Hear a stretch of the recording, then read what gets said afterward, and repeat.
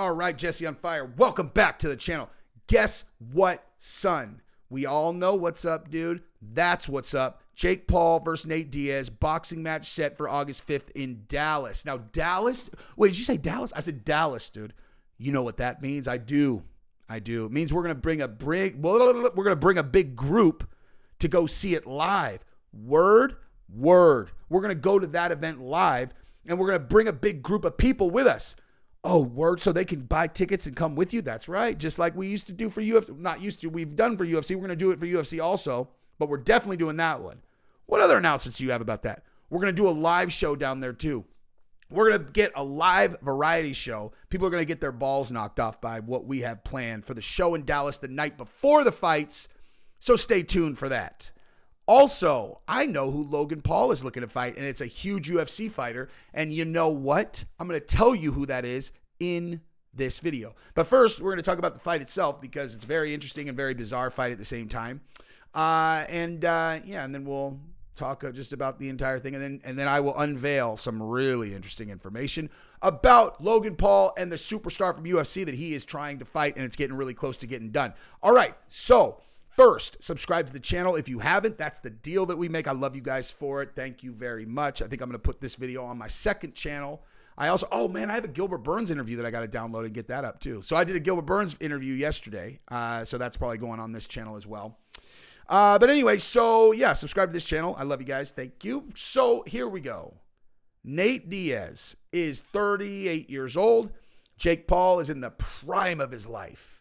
You know, he did break up with Juliana Rose though, and is dating now like some skier who, in my opinion, is way less sexy. But I don't know what they're like to hang out with. But I'm a big fan of Juliana Rose. As much as you can be a fan of another dude's girl, I'm like, whoo, she's my type. You know, the other one's kind of not. But you know, to each their own.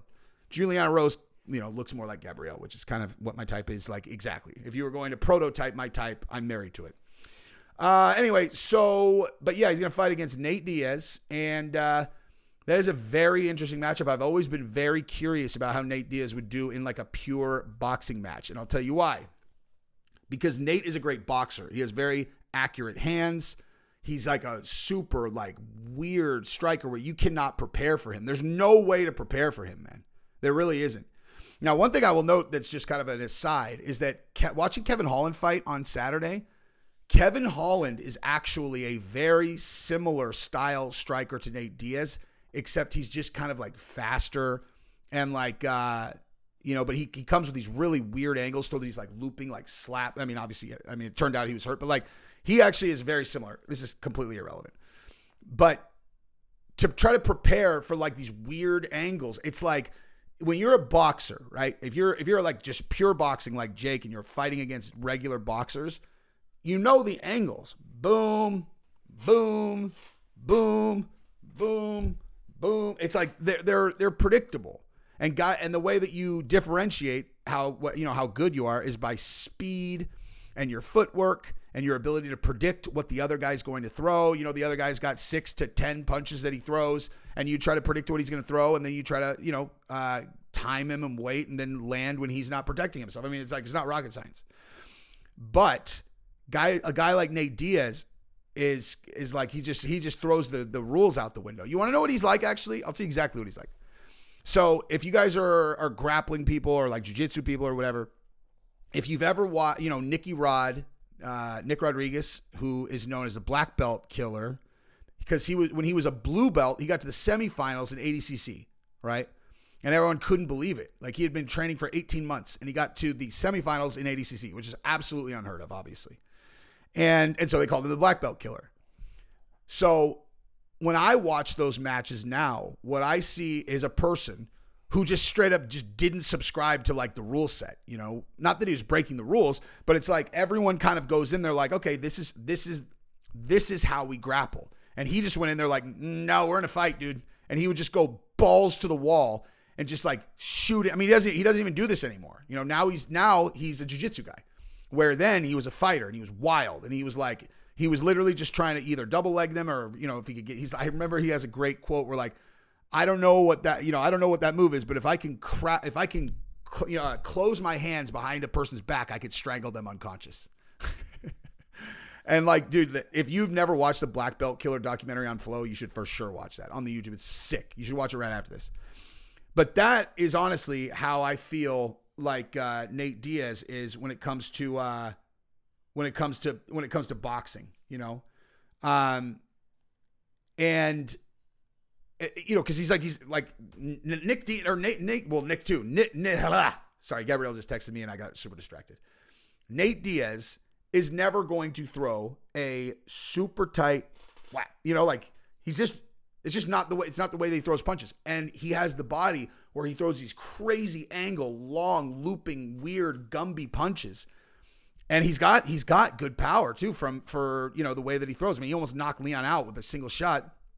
And it's like there's no way to prepare for that. There's just no way to prepare for that. And so I think he has a good chance of winning this fight. But at the same time, Jake Paul looked pretty freaking good, even though he lost to Tommy Fury. And he's going to be, like Jake Paul's going to be faster. He's going to probably have more power. But he's, again, Nate Diaz is like one of the most experienced combat athletes ever.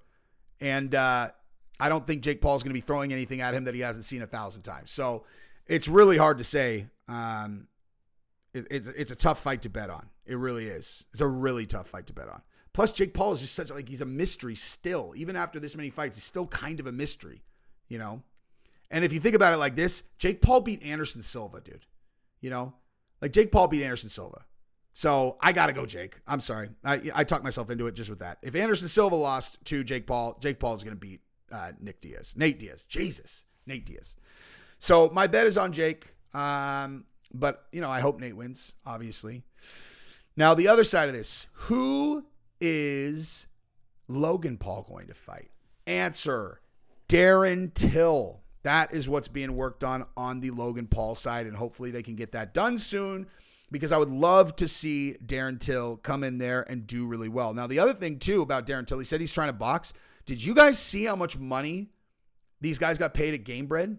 Like Game Bread Boxing? They got paid, son. They got paid. And then speaking of that, I am doing a podcast with the Osundairo brothers, the ones who got jumped by Jussie Smollett. They're both WBA ranked boxers. And the show is called The Big Hoax. If you YouTube Osundairo Brothers, The Big Hoax, you should find it. They have so much stuff on YouTube that it actually have to scroll. I mean, you'll see it. When you see it, you'll see it. Just keep scrolling. It's a great show. And I went off this week. This new episode that I'll post it on my wall too. But like, I'm going to try to get them connected so they can do Game Bread also. But Darren Till, Pettis made $750,000 for that fight or something like that. And I'm pretty sure that Roy Jones Jr. got like almost $1 million. That's a lot of money, dude. You know? And that's a hell of a lot more than Darren Till was making with UFC. And so if Anthony Pettis is worth that, then for sure Darren Till is worth it, right?